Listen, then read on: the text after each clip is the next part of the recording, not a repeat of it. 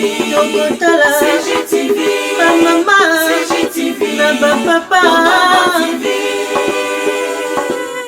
Michel Mayabou CGTV, CGTV, Africa CGTV, na Europa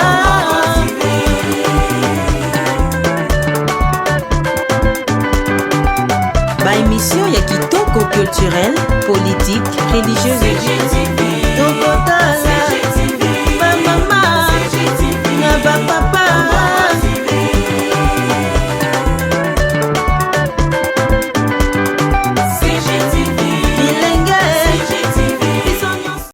mais eloko moko bana kitambo balobi balingi balela kululu na aérodrome noko na bango lobi lokola bino soso boye biso pe toyaki na d'accord nango te balela na aérodrome parce que azalaki biso moto bota ye masasu ya biso ta koma ya bino oh bino bokoloba biso pe tokolanda c'est comme ça masumu alobi non problème ezate lokola bango bapesi idée wana c'est pas mal mais biso association tokomela ministre ya culture a ministre ya culture akomela ministre ya sport po tozwa esplanade stade de martyr pa tolelaki mindondo na voie normale omo ndenge ezalaka yango na basukaki wana après shoga nani petio nani oyo asala barola batengu wana mosusu abimi Gino la abi président yaka libanda yebisa bactérie baza libanda to boyi réunion ezala na Kitambo to lingi réunion ezala na côté mususu abi na président a annoncé na bacteur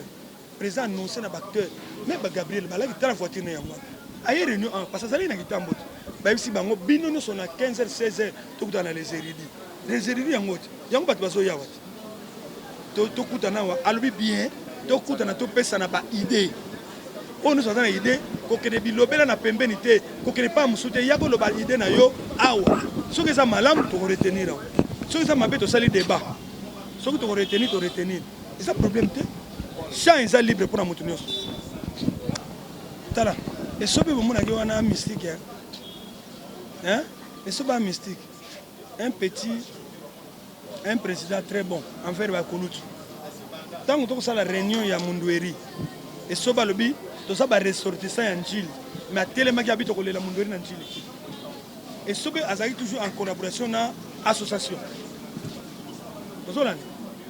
donc azali na biso démarche sur ça là qui ça c'est ko kota na Mundweri après na makama mindondo ezalaki démarche parce que mindondo azalaki souvent groupe salon de mec en tête puis azalaki pe agent RTNC. Donc, salon a mis en tête pour ça qu'il y a un groupe na bango. Mais na association. Vous l'avez dit? Si vous prenez ça, c'est pour ça démarche. Il y a un MC Bino. Oui, vous avez pour ça la banquette, mais ça n'a pas cuisine sur interne. À cause de Babilobela, on a payé, mais peut-être na souka nango association ko chapeauter. Pesa que c'est ngoma kasi. Boyo ka association mutu ezo chapeauter loko. Eza individualité, beaucoup contact en individualité. Tokoti kelango lelo pe sai essayer ko kunda pululu yemo. Bon, makambo oyo bazoloba loba oyo ya spiritualité ngana ebiango te même nganga pa ebiango te. Biso to yebi ke so muta kufi alali akufi bongo na se aponge eza crise attention mutu me marabongo et crise attention biso nyoso to yebi ke utaka na ba problème na ba souci. Tena pona biso na ndenge interview moko boye na yo loba yiki na pululu akufi na souci mais na batu mususu batu mo boye bazolo bake pululu akufi na souci ta kufi na makambo fezande makambo nini oyo akufeli yango il faut beau préciser bino boza ba panzisa ngo so bozolo ba makambo faut bolo avec précision en tout cas ça passe si hein, vraiment il faut bossa là fort vraiment hein makambo zo tuna ba question oyo vraiment c'est pas tana lobaki yo moko olobi na ngai motuni sous question olobi ke nga olobi la ke souci pululu akufi na souci po baninga ni banda ko kima e souci ya nini lisusu ata yo moko na loba so nini parce que yo moko yebi oza la réponse oyo tuni nga sous question bino bolobi ke balobi ke akufi bongo te akufi na makambo si on tuni makambo ngo nini pour na répondre makambo ngo nini akufeli moto alobi bongo c'est que basaki na tanga noke ko renouveler ba contrat il faut botuner une question ngaite na question ne ko za ngaite banani o bakima pululu te ngata na lobaki yango na lobaki te j'adresse à personne na lobaki likambo oyo pulula no yebisanga et puis na suya choc ya kosona pulula na 22h bo ba yebisanga ki banobe yanga depuis 4 que pulula kufi alors ngana biki tanga kufi bon nazongi mbamona makamando yebisanga que faut ça l'effort baninga bazongela ngai tout ça vieux pona nini tout ça na kozanga ba bendola comment ko raisonner trop. Et voilà, dans ma campagne, on comprend que muto alali pour kufi, c'est kufi na crise attention parce que ndenge makamtono sonae so na bina comme film mon personnage à Pululu na ocha midembi ki singa. Il a été avec beaucoup de problèmes dans ces derniers temps.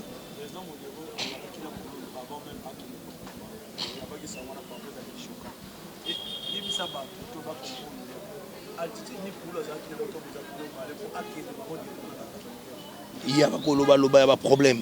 Batiti nazaki en dernier jour nazaki na ye non na téléphone na bomoto boye nzembo kutu bato bayemba soki to kanisa yemba nzembo mobo ya bawa tant ebeta ayo kango maman ndo bana no comprendre te donc na ko comprendre ka ke to ba bisaka ke pula kufi et ko mozongelanga maman tozono na pulu na ko luka pula ko kufa na nini voilà c'est la sous choc wana nde dans le baï ka kufi na basusi.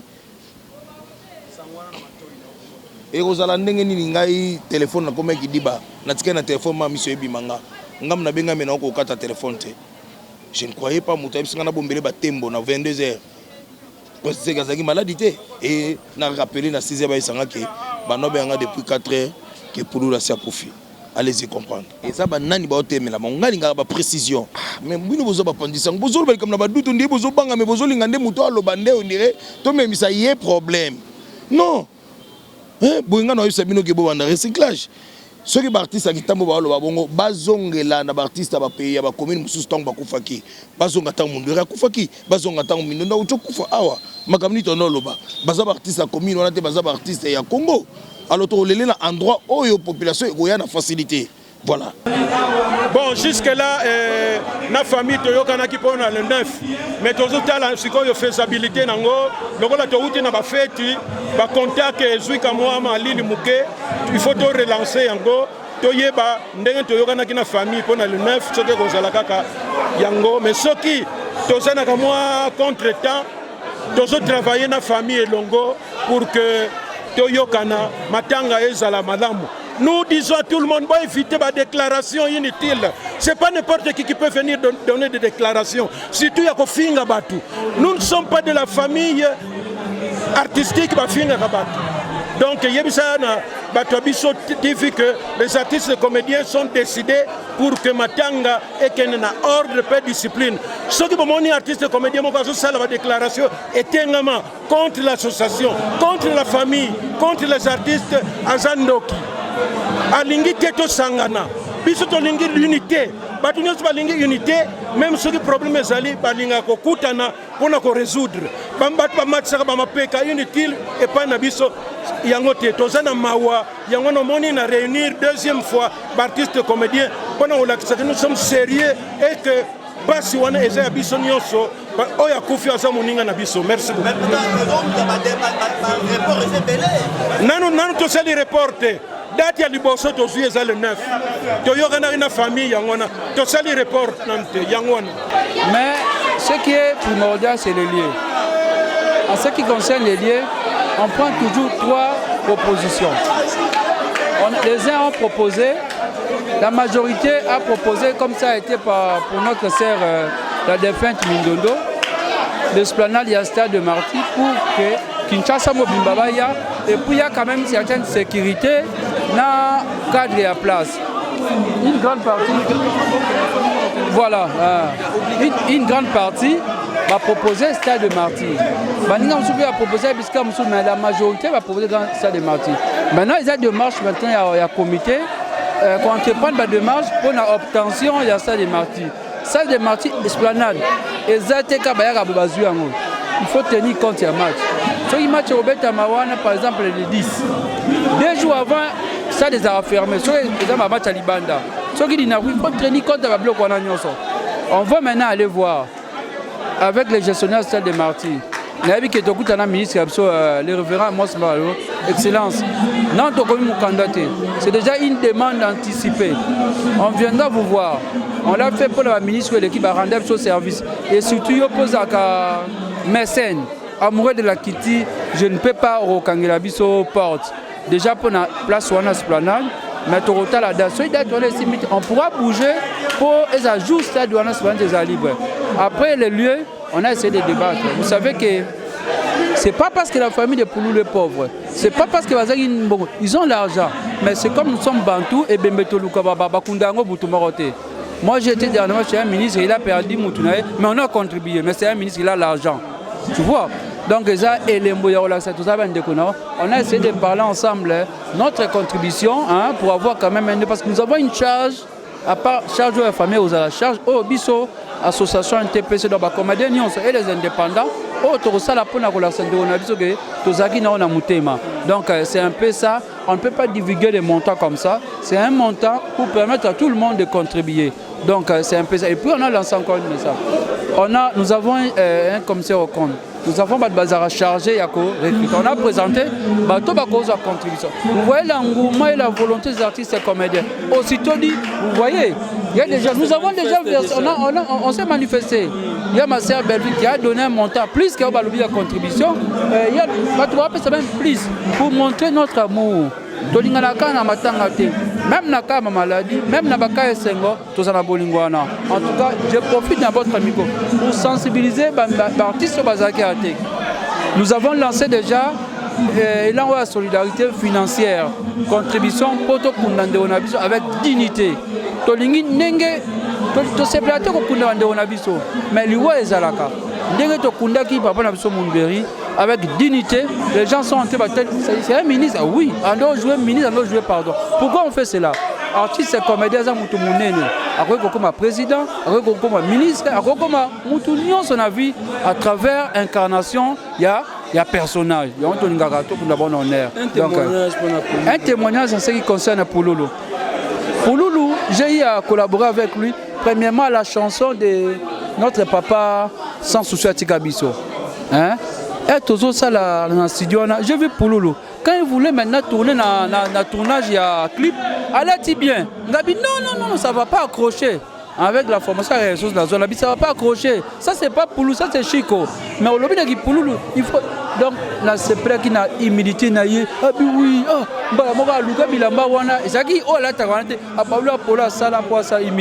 nous avons joué avec lui quand j'étais encore avec le président Essobé, dans l'Isboy. Les fondations, tout collaborer, c'est même moi qui faisais script, moi mise en scène, dans ça l'assistant, par exemple, ça déplacé.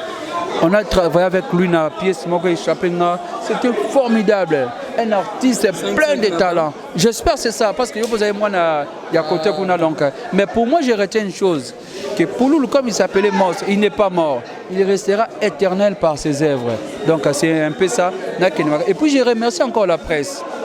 Je remercie vraiment Bandego na bisonio sur la presse en ligne. Oui, il y a des moments où malgré vos titres, mais au moins ceux qui continuent à avoir information. Merci. Merci. Malgré Mabé, en tout cas, merci Rabi, Chege, tout le monde. Vous avez aussi votre association. N'hésitez pas en cas de problème. Parce que tout ça, en tout cas, vive l'artiste. Bravo Pouloulou. Tous les Congolais, tous les Congolais, les Congolaises. Oh, bozo ça pour les artistes. Et puis ngala mona te ndé na nanga boy. Na mona te ke mutu moko poto afandi boye makaya. Nga sepel ça te bele yo kuto yebia. Ngala banda oteka mabana ba cassette mine ba VHS ti ba CD ye internet o ebomi ba masolo. Naza.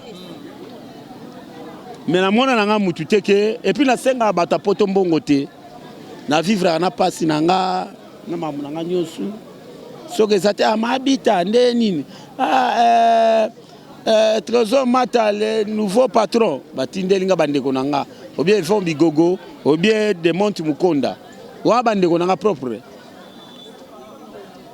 na Chic Lutumba bandeko nanga wa famille nanga mais na bandeko bazana poto kuna oh biso mona ba fantir ndeko mo théâtre azobenga bo mais nini yo to solo lagi na yo yaka yo okele musika polo sala kati ya nini nini nzoka tanga azobenga wana abaoyeba te ke mwana ya ndeko wana ya comédien aza wana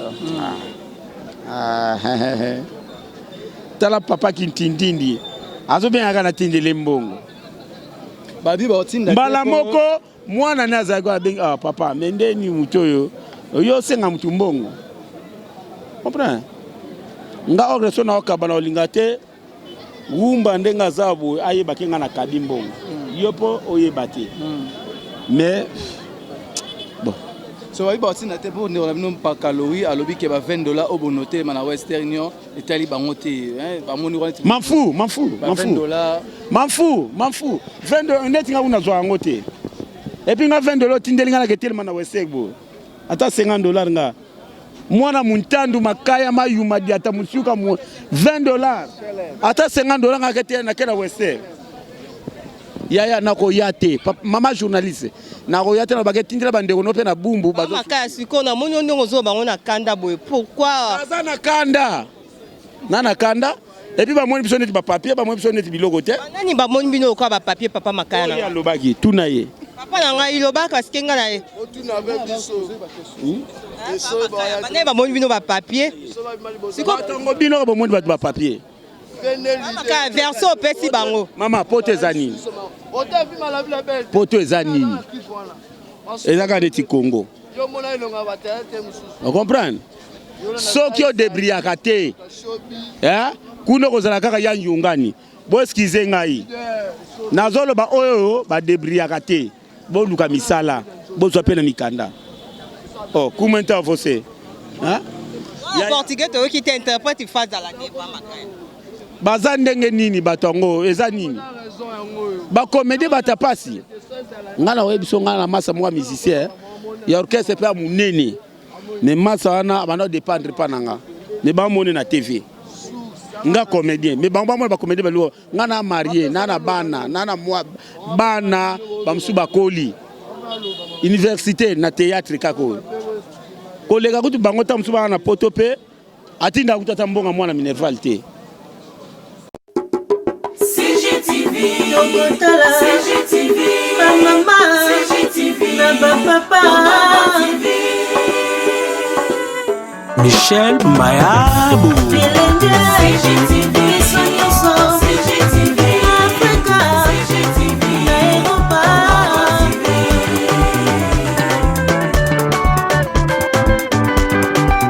Ba émission ya kitoko culturel, politique, religieuse. CGTV.